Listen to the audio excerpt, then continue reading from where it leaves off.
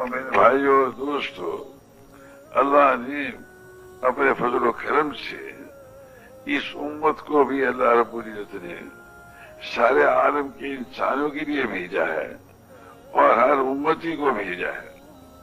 میرے دوستو، چاہے ہمارا یعنی مرد ہوں، عورتیں ہوں، لڑکے ہوں، لڑکیاں ہوں، بیٹے ہوں، بیٹی ہوں، اور پھر چاہے بادشاہ ہو، چاہے فقیر ہو، امیر ہو، چاہے غریب ہو، اور چاہے میرے دوستوں کہیں بھی دنیا میں پیدا ہوئے ہوں،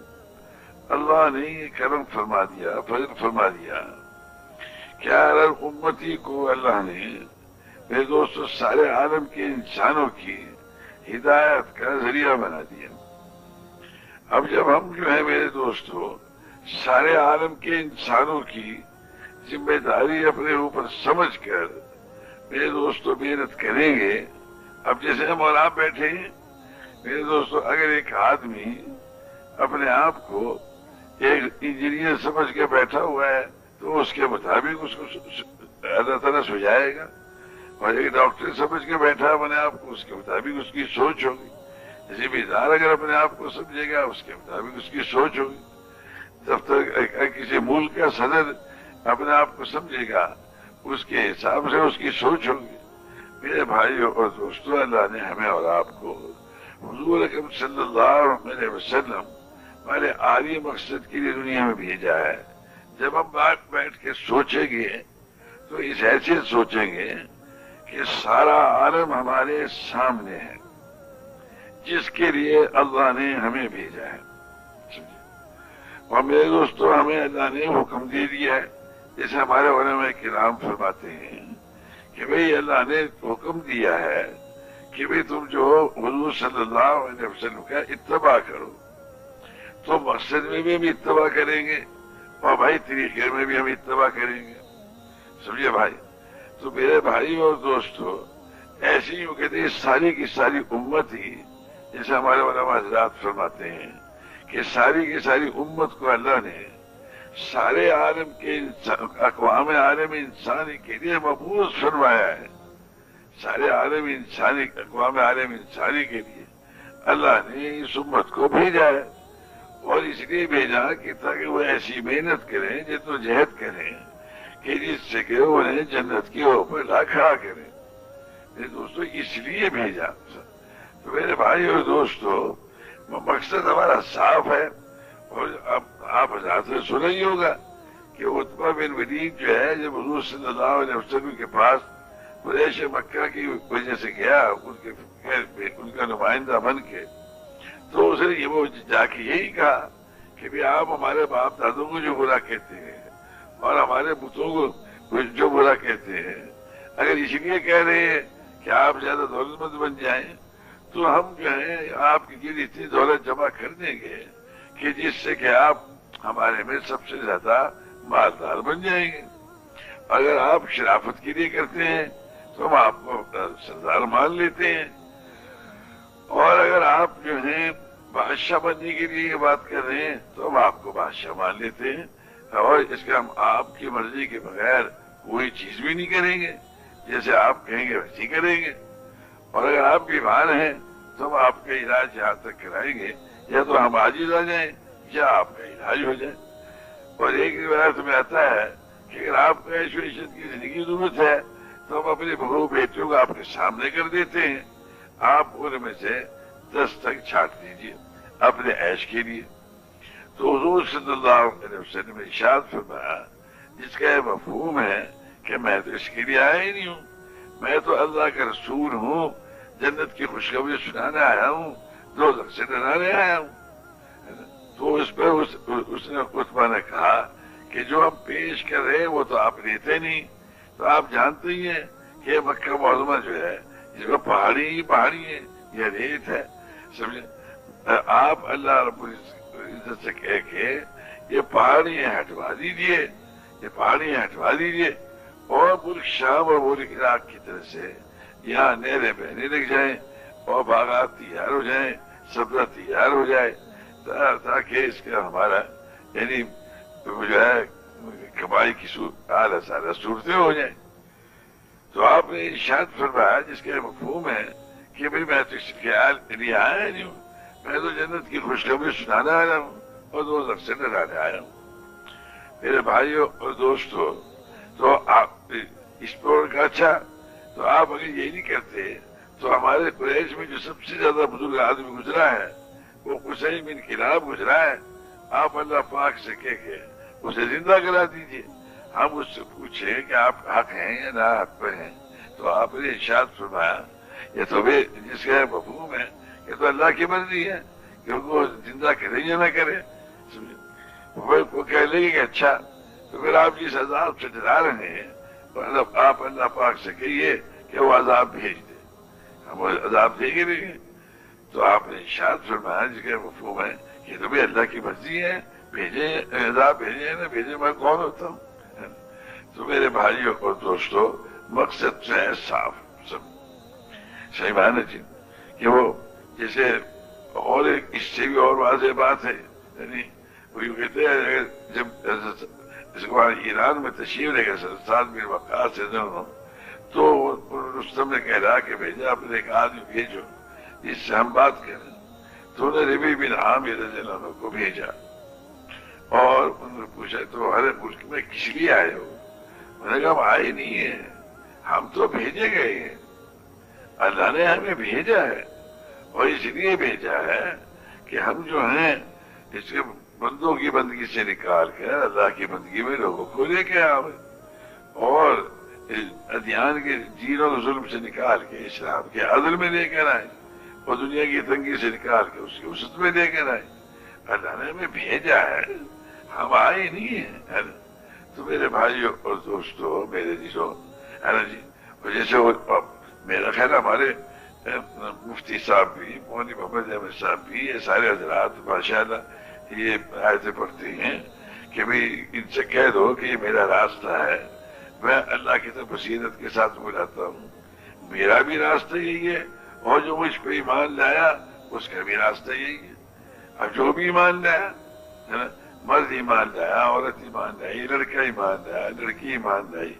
امیر ایمان لایا، غریب ایمان لایا، ذمہ دار ایمان لایا، جو بھی ایمان لایا سب، تو میرے دوستوں اس کا بھی یہی راستہ ہے، تو بالکل بات صاف ہے۔ تو میرے بھائی اور دوستوں، عرض یہ تھی آپ حضرات کی خدمت میں کہ بھائی جیسے علماء حضرات یہ فرماتے ہیں کہ بھائی ہمیں تو اللہ نے اس مقصد کے لیے بھیجا اور پھر نگران بنایا، ہاں یعنی ہمیں یوں کہ شہداء علی الناس والا مناظر گیلانی رحمۃ اللہ فرماتے تھے کہ ہمیں نگران بنایا ہے، تو ہم تو سارے عالم کے انسانوں کو یہ دیکھیں گے کہ بھئی کتنے لوگ اس ایمان پہ آ گئے، کتنے اسلام میں داخل ہو گئے، کتنے نہیں ہوئے، اور جو اسلام میں آ گئے ہیں بھائی وہ پورے کے پورے دین پر آگے کی نہیں آگے، پورے کے پورے دین پر آگے کی نہیں آگے، ہم اس کو دیکھیں گے، سمجھے بھائی۔ اور اللہ نے ایسا کرم فرما دیا، فضل فرما دیا کہ یعنی کوئی ایسی شرط نہیں رکھی جس کو کہ اندھا اس شرط کو پوری نہ کر سکے یا فقیر اس شرط کو پوری نہ کر سکے، کوئی شرط نہیں رکھی کہ اگر تمہارے پاس ملک ہوگا تو جب ہم دین چمکائیں گے، یا یہ تمہارے پاس اتنا مال ہوگا تو جب ہم دین چمکائیں گے، یہ کوئی شرط ہی نہیں ہے کہ ساری دنیا تمہارے ساتھ ہو جائے گی تو بھائی جب چمکائیں گے، یہ بھی شرط نہیں لگائی ہے موجود درما کی طرح خوب ہٹے کٹے موٹے تازے ہو جاؤ گے تو جب چمکائے، یہ بھی کوئی شرط نہیں لگائی، یہ تو بالکل فقیر ہو جاؤ گے جب ہم دین چمکائیں، یہ بھی کوئی شرط نہیں لگائی، بالکل بھوکے پیسے مرنے لگ جاؤ گے تو ہم جب دین چمکائیں گے، یہ بھی کوئی شرط نہیں لگائی۔ بھائی جو جس حال میں ہے، بادشاہ اپنی بادشاہت میں، فقیر اپنی فقیری میں، امیر اپنی عمارت میں، غریب اپنی غربت میں، میرے دوستو اگر کسی گھر میں کھانے کو نہیں ہے وہ بھی، اور جس کا گھر بھرا ہوا ہے وہ بھی، میرے دوستو یعنی کئی روز تک جس کے گھر میں کھانے کو نہیں، وہ اللہ تعالیٰ نے یعنی ہر حیثیت کے آدمی کو، ہر حال کے آدمی کو، ہر جگہ کے آدمی کو، ہر حیثیت کے آدمی کو، میرے دوست اللہ نے ساری کی ساری دنیا میں ہدایت کا ذریعہ بنا دیا۔ اب ہم اور آپ جو ہے ہمارے میں سے اعلیٰ شخص ہے، میرے بھائی اور دوستو، یعنی اللہ نے ہمارے میں سے شخص کو یعنی پورے کے پورے دین کو یعنی دنیا میں وجود میں لانے کا ذریعہ بنا دیا، ایک سبب بنا دیا۔ بس ہماری کم قسمتی یہ ہے کہ میرے دوستو اللہ نے اتنا اونچا ہمیں کام مرمت فرمایا ہے، سمجھ گئے؟ ہم جو ہے میرے دوستو اس اونچے کام کو جس سے کہ پورا کا پورا دین زندہ ہوگا، یعنی عقائد بھی درست ہوں گے، عبادات بھی زندہ ہوں گی، اور میرے دوستو معاشر کے متعلق احکامات وہ بھی زندہ ہوں گے، معاملات کے متعلق احکامات وہ بھی زندہ ہوں گے، قضا یہ سیاست کہتے ہیں اس کے متعلق حکم وہ بھی زندہ ہوں گے،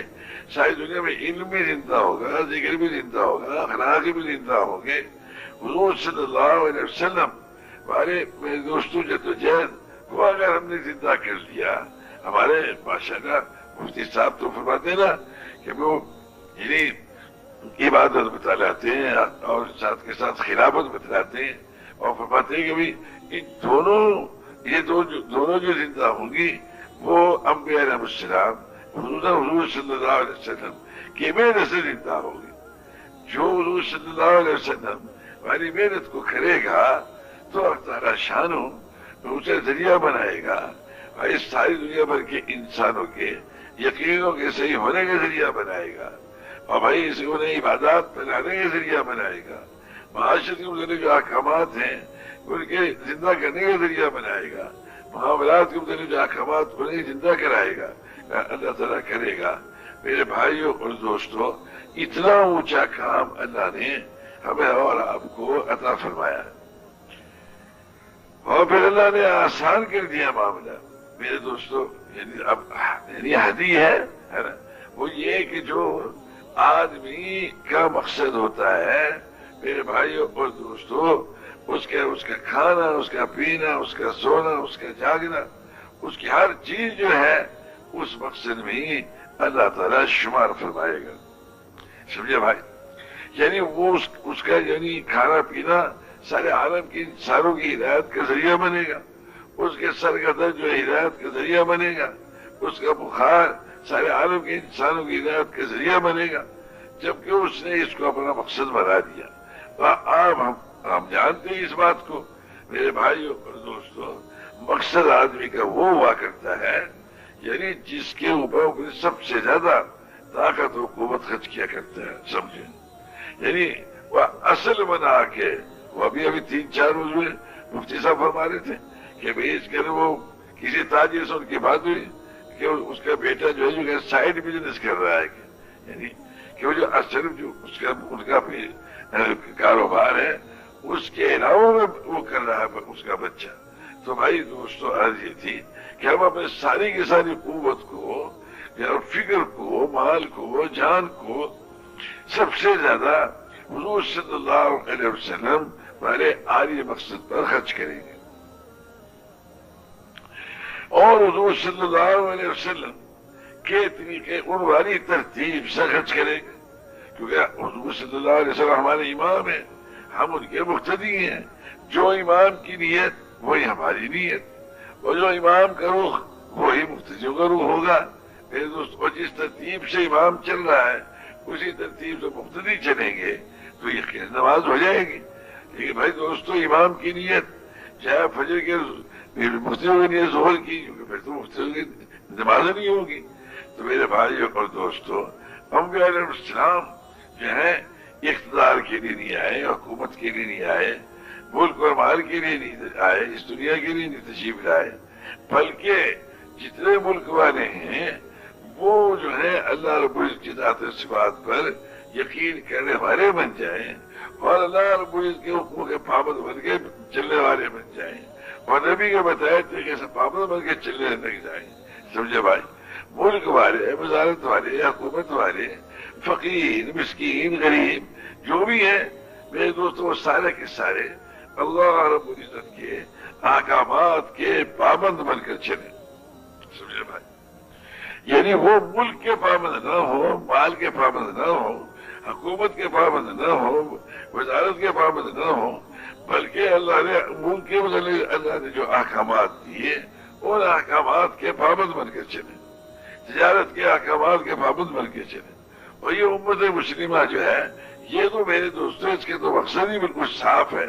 کہ یہ جو ہے یہ ملک کی پابند نہیں بنے گی، مال کی پابند نہیں بنے گی،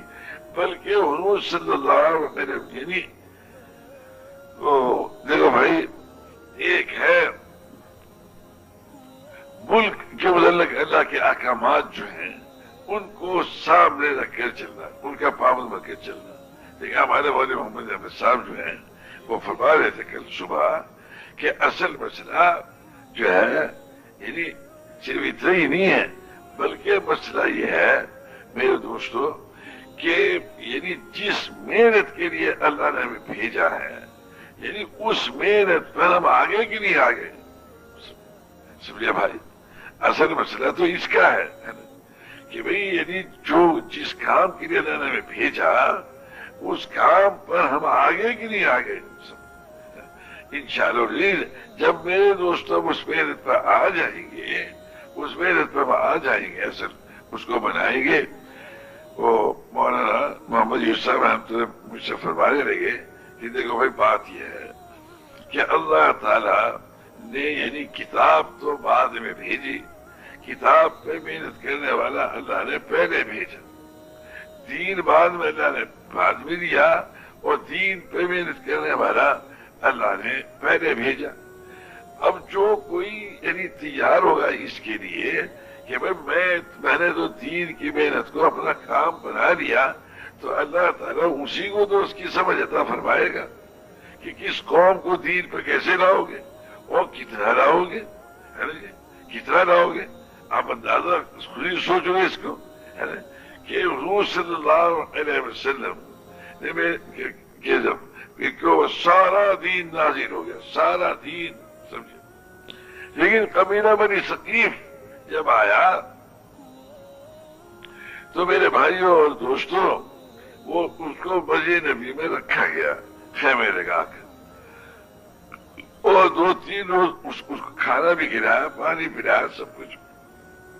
جیسے کھلایا، وہ بھی بڑے نخروں سے کھایا انہوں نے کہا صاحب پہلے خود کھا کے دکھاؤ، کہیں سے تم نے زہر نہ ملا دیا، پھر ہم کھائیں گے۔ پانی بھی ایسی سوچ میں ملا کہ پہلے خود پیو، اب دکھاؤ، اور پھر ہم پانی پیئیں گے۔ خیر بھائی ایسے ان کو اس سے رکھا، اس کے نام اکرام کے ساتھ۔ 2-3 روز کے بعد کہنے لگے کہ ہم اسلام لانے کے لیے تیار ہیں، مگر ایک تو ہم اپنے پتری توڑیں گے، نماز نہیں پڑھیں گے، زکوٰۃ نہیں دیں گے، جہاد نہیں کریں گے۔ سمجھے بھائی؟ حضور صلی اللہ علیہ وسلم نے ارشاد فرمایا جس کے مفہوم ہے کہ وہ تو توڑنے پڑیں گے۔ انہوں نے کہا یہ 3 سال کی مہلت دے دو، انہوں نے کہا 1 سال کی بھی نہیں، کسی کی بھی نہیں، انہوں نے کہا 2 سال کی، 1 سال کی، جیسے ہم اپنے علماء حضرات سے سنتے ہیں۔ انہوں نے بالکل ذرا سی بھی مہلت نہیں۔ انہوں نے کہا اچھا جی اگر نہیں اجازت بول دیتے تو آپ اپنا آدمی بھجوا کے توڑوا دیجیے،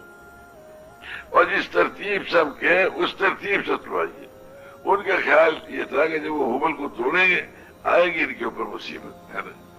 آپ نے ارشاد فرمایا جس کے مفہوم ہے کہ ہاں بھائی ہم اپنا آدمی بھیج کے توڑوا دیں گے، اور جس ترتیب سے تم کہو گے اسی ترتیب سے توڑوا دیں گے۔ باقی آگے یہ کہ اس دین میں کوئی خیر نہیں جسے وہ پوری نماز پڑھنی ہوگی، بس۔ اس پہ صحابہ رضوان اللہ علیہ مجمعین نے عرض کیا رسول اللہ زکوٰۃ و جہاد، انہوں نے کہا تم انہیں اسلام پہ پکا ہونے دو،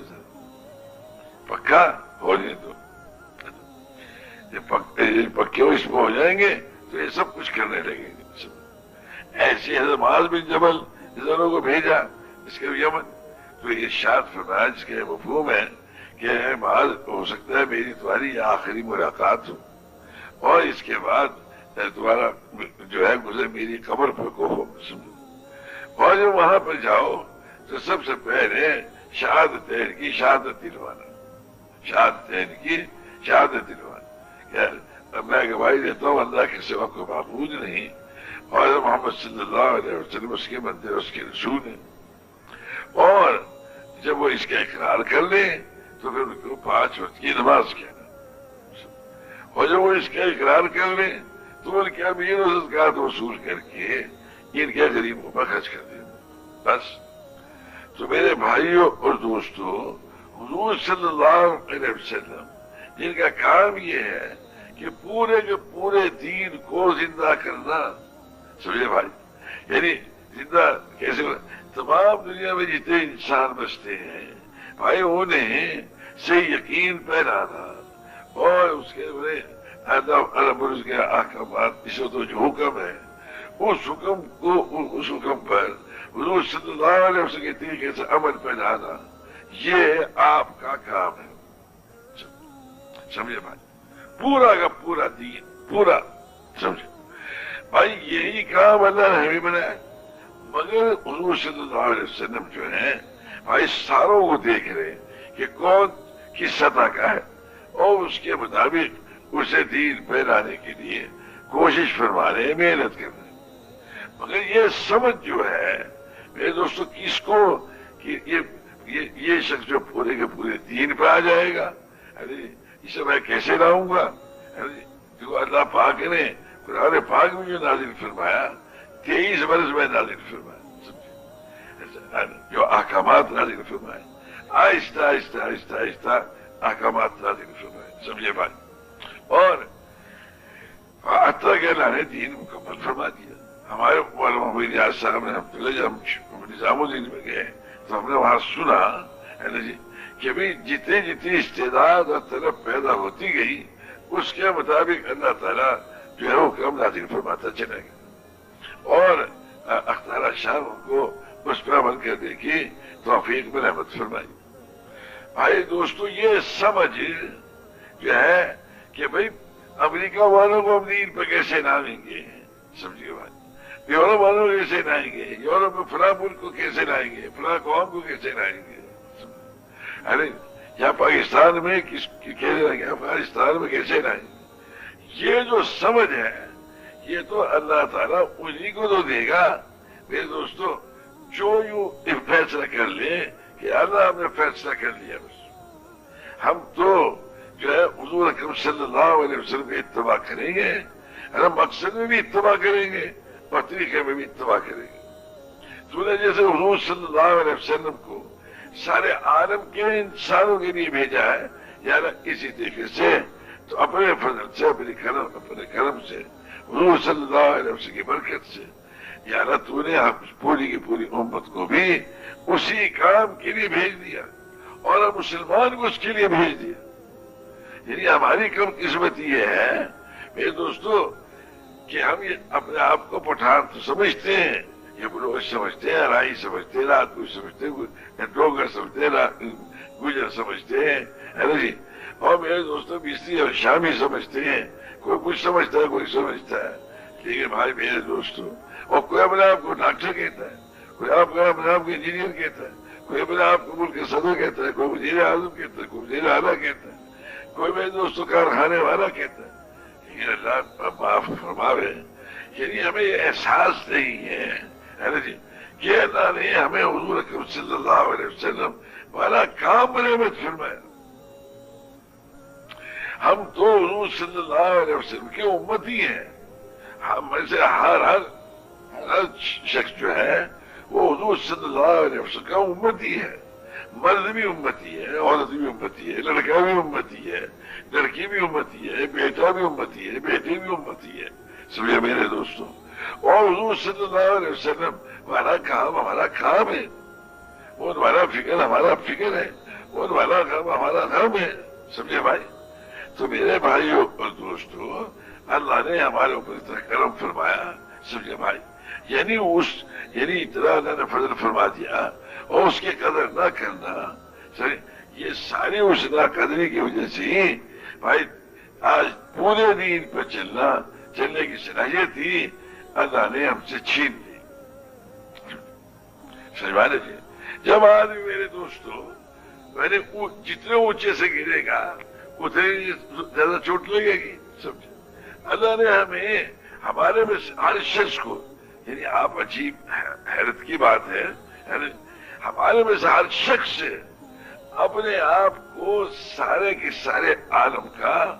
یعنی ذمہ داری نہیں سمجھ رہا، سمجھے بھائی، یعنی اللہ نے ہمارے فقیر کو بھی، صحیح میرے دوستوں، ہمارے اندھے کو بھی، وہاں میرے دوستوں دیکھو حضرت عبداللہ ابن مختوم جو تھے، ان کو عبداللہ بن عمر بھی کہتے تھے اور ابن مختوم بھی کہتے تھے. حضور صلی اللہ علیہ وسلم سے عرض کرتے ہیں کہ یا رسول اللہ مجھے گھر پہ پڑھنے کی اجازت دی، گھر پہ نماز پڑھنے کی اجازت دی، اس لیے مجھے وہاں سے مسلم سجاج کر قبلت ہے وہاں مدینہ منورہ میں، وہاں سے مسجد نبی تک لانے والا کوئی ہے نہیں کہ مجھے لے آئے اور لے جائے. اس لیے آپ نے ارشاد فرمایا بہت اچھا، یہ ارشاد فرمایا جس کا مفہوم ہے کہ بھئی تکبیر کی آواز جاتی ہے، تکبیر کی تو آواز جاتی ہے کہ پھر تو آپ تو یہیں آ کے نماز پڑھنی ہو. اب آپ اندازہ لگائیے معذور آدمی اجازت مانگے، لیکن آپ نے ارشاد فرمایا نبی جب اذان کی آواز جاتی ہے تو نماز ہی پڑھنی ہوگی. وہی ابن مختوم جب حضور صلی اللہ علیہ وسلم غزوہ بدر میں تشریف لے گئے تو میرے دوستوں انہیں مسجد نبی میں یعنی مقرر فرما کے گئے اپنے پیچھے. وہ تین روز کے بعد انہیں بدل دیا، لیکن میرے دوستوں ان کو ذمہ دار بنا کے گئے. اور دو اور موقعوں میں بھی مدینہ منورہ کے ان کو امیر بنایا حضور صلی اللہ علیہ وسلم نے اپنی غیر موجودگی میں. اور پھر شہادت کہاں ملی؟ شہید ہوئے. ہاں یعنی اس کے قادسیہ کی جو مشہور جنگ ہے اس میں یعنی اس کا سپہ سالاری کا جھنڈا ان کے ہاتھ میں تھا جب وہ شہید ہوئے. یعنی کہاں سے کہاں اللہ نے ان کو پہنچا دیا. ارے میرے بھائیوں اور دوستوں، ہمارے میں سے ہر آدمی جو ہے اس احساس کمتری سے نکلے، اس گھٹیا سوچ سے نکلے. ہمارا مولانا شہر جو ہے اگر اس کے میں یعنی اگر مجھ سے مدرسے کی فکر کریں، یعنی مدرسے کی فکر کرنا بہت اونچی بات ہے. کسی کو ایک حرف پڑھا دینا، حضرت شاہ ولی اللہ رحمۃ اللہ تو یوں فرماویں کہ بھائی اس کے میں حضور صلی اللہ علیہ وسلم کے زمانے میں جو ہے یعنی قرآن شریف جو ہے حکمت اور معرفت کے ساتھ یاد کرنے پہ جو ثواب تھا، آج کل الفاظ کے یاد کرنے پر اللہ تو ہی ثواب دے دے گا. اور پھر اللہ تعالیٰ نے تو دین کے الفاظ کے بولنے میں بھی ثواب رکھ دیا. چل جائے گی کس لیے علماء حضرات ماشاء اللہ اتنی محنت فرماتے ہیں اور تحقیق میں لگے رہتے رات دن. سمجھے یہ حق ہے، لیکن میرے بھائیوں اور دوستوں وہ دین کا ایک حصہ ہی تو ہوا نا، یہ دین کا ایک حصہ ہی تو ہے، کل دین تو نہیں ہے. سمجھے بھائی، اگر ہم یہ پڑھیں گے میرے بھائی اور دوستوں کہ ایک مسلمان جو ہے نماز اسے پڑھنی چاہیے، یہ ٹھیک ہے، اور اگر وہ نماز نہیں پڑھے گا توبہ توبہ. یعنی ہمارے ریاض صاحب رحمۃ اللہ فرماتے رات میں یہ کہہ رہے تھے کہ موسم جو ہے نا، موسم ہے نا جی، موسم جب آتا ہے تو میرے بھائیوں اور دوستوں وہ جو ہے کسی کی رعایت نہیں کیا کرتا. وہ جو ہے یعنی موسم جو ہے وہ تو آتا ہے، وہ کسی کا لحاظ تھوڑی کرتا ہے، اور پھر وہ ادب نہیں کرتا ہے موسم کے. سمجھے بھائی، موسم جب آئے گا میرے دوستوں وہ کسی سے اثر نہیں لیتا. موسم کسی سے اثر نہیں لیتا جب موسم آتا ہے، اور جب آتا ہے تو میرے بھائیوں اور دوستوں ادب نہیں کرتا کسی کا. وہ آ رہا ہے چاہے چھوٹا ہو چاہے بڑا ہو چاہے بادشاہ چاہے فقیر ہو، سب گئی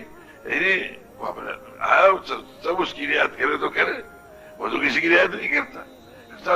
یہ تو غریب لوگ ہیں، یہ تو بیمار ہیں، وہی کو سردی لگتی ہے، اس لیے سردی نہ آئے ہے نا جی. وہ گرمی سخت لگتی ہے ان کو، اسے گرمی آنی نہیں چاہیے، بالکل بھی نہیں. میرے بھائیوں اور دوستوں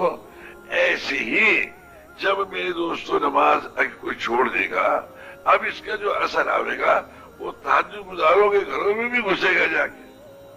اور بادشاہوں گھروں میں بھی جائے گا، اور مریم شہد جیسے ان کے گھروں میں بھی جائے گا. سب وہ بے نمازوں کا نماز نہ پڑھنے کا اثر سب کے گھروں میں پہنچے گا۔ ہاں اللہ نے ایک معاملہ کر دیا، وہ یہ کہ جو ان کو نمازی بنانے کی محنت کرے گا، کوشش کرے گا، ان بے نمازوں کو اللہ تعالیٰ ان بے نمازوں کے اثر سے انہیں محفوظ فرما دے گا۔ سمجھے بھائی، اللہ تعالیٰ انہیں محفوظ فرما دے گا۔ میرے بھائیوں اور دوستوں، اللہ رب العزت کا جو جو حکم مٹے گا، جو جو حکم پورا نہیں کیا جائے گا، اس کا اثر پہلے تو پوری دنیا میں پڑے گا اور تمام دنیا بھر کے انسانوں میں اس کا اثر پڑے گا۔ سمجھا لیجیے، اور آپ اسے روک نہیں سکیں گے جب تک ان احکامات کو آپ زندہ کرنے کی کوشش نہیں کریں گے۔ ایک ایک حکم میرے دوستوں آپ کو نہ کیا تو لاکھوں کی کیا کروڑوں کی بربادی ہوگی اور آپ بچا نہیں سکیں گے۔ ایسا رندہ پھیرے گا سب پر، سمجھے کہ کچھ نہ پوچھو۔ سمجھے اس لیے ہمیں چکنا ہو کے چلنا پڑے گا۔ مولانا یوسف صاحب فرماتے تھے کہ مشرق پنجاب میں 30-40 ہزار مدرسے تھے، تو اب کہاں ہیں وہ؟ سمجھ رہے ہیں؟ وہ تو میرے دوستوں اختارہ شانوں کا جو حکم پورا نہیں کریں گے آپ، ہے نا، اس حکم پہ جو وحید آئی وہ اس کا اثر ہوگا۔